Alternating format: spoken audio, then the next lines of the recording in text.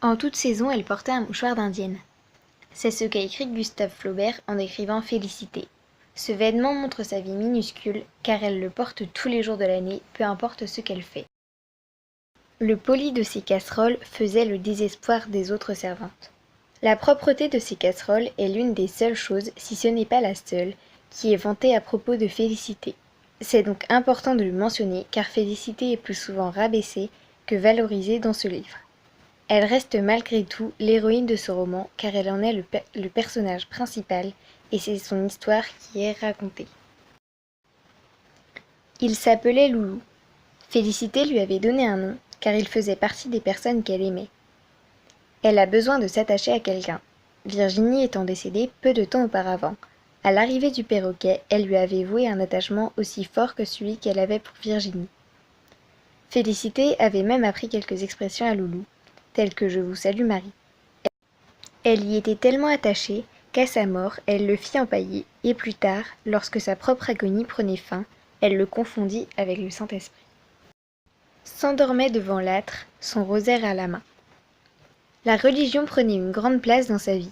En effet, à l'aube, elle allait à la messe. La journée, elle imitait les pratiques religieuses de Virginie, et le soir, elle s'endormait avec son rosaire. Félicité étant d'origine paysanne, elle n'a pas eu d'enseignement religieux. En découvrant l'église et tout ce qui l'entoure, elle avait été émerveillée. Et telle une enfant, elle y avait pris part car cela la fascinait. Au retour de chaque voyage, il lui offrit un cadeau. La première fois, ce fut une boîte en coquille. Ici, le pronom personnel « il » désigne Victor, son neveu.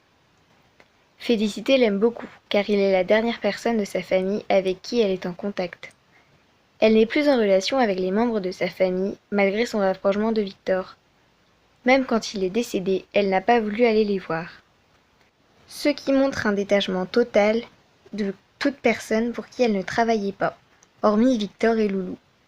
C'est pour cela que le premier cadeau que Victor lui a fait est très important. Un pain de 12 livres, cuit exprès pour elle et qui durait 20 jours. On lui cuisait un pain de 12 livres qu'elle aurait pu manger en moins de temps qu'elle ne le faisait, mais elle préférait manger peu et récupérer les miettes sur la table plutôt que manger à sa faim.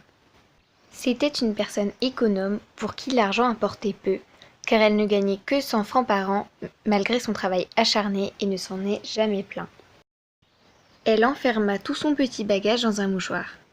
C'est ce qu'elle fit à la fin du mois, durant lequel l'homme qu'elle aimait s'était marié à une vieille femme pour éviter le service militaire. Juste après avoir fait ses bagages et reçu sa paye du mois, elle s'était rendue à Pont-l'Évêque et n'a plus quitté Madame Aubin après ce jour. Cet événement montre le côté impulsif de Félicité et son bagage minimaliste montre qu'elle n'était pas matérialiste.